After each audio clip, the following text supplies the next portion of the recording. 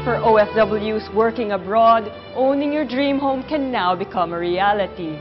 Through the Pag-ibig Fund, OFWs can avail of home loans in a faster, much easier way.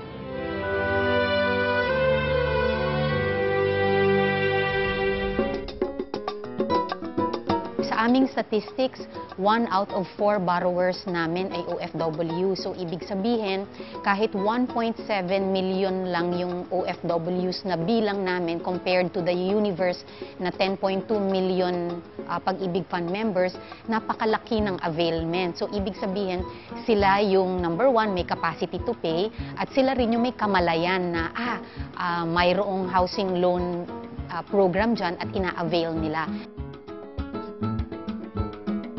Lumalapit kami sa kanila via email, via our housing fairs. Mayroon din special assistance program para sa OFWs, yung mga naapektuhan sa Middle East at saka sa Africa, at yung pinaka-recent sa Syria.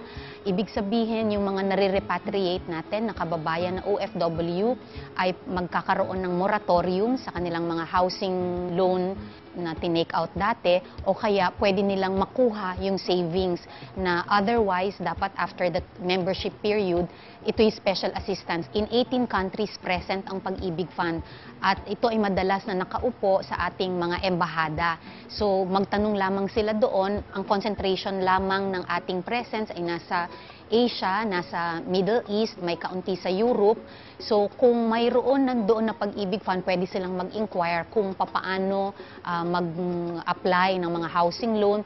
Yung housing loan generally lang, sana mag-issue na lang sila ng special power of attorney sa kanilang mga kamag-anak para dito na lang ma-transact. Base na rin sa mga pag-aaral ng HUD-C, talagang ang housing ay isa sa top 3 na pangangailangan ng OFWs.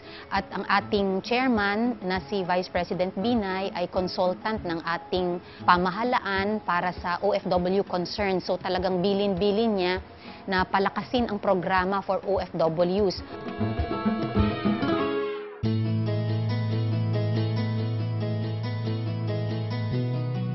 Maraming mga nangangsipunta sa abroad na akala nila tapos na rin. Bali ba naman, alam po ninyo mga kababayan, ang lahat po ng kawani ng pamahalaan, lahat po ng mga nagtatrabaho sa pribadong sektor, lahat po ng OFW, lahat po ng seafarers, at saka yung other form support, ito ho ay compulsory and mandated ang kanilang pagiging member po ng Pag-ibig. Talos na ho namin kung saan marami ang Pilipino.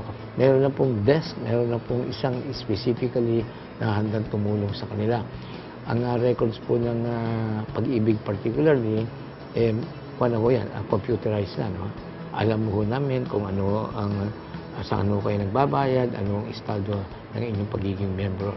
Kayo pong mga kababayan natin na nagsasakripisong magkumita sa ibang bansa, meron ho kayong napakagandang benepisyo.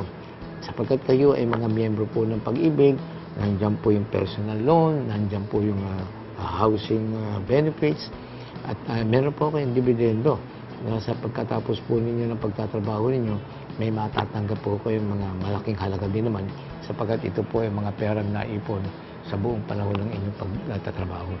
Ito po ang inaasam-asam ng inyong pamahalaang pinamumunuan po niyo yung Pangulong Noynoy, na sana po ang pagpunta sa ibang bansa dahil po sa kagustuhan, hindi dahil po sa pangangailangan.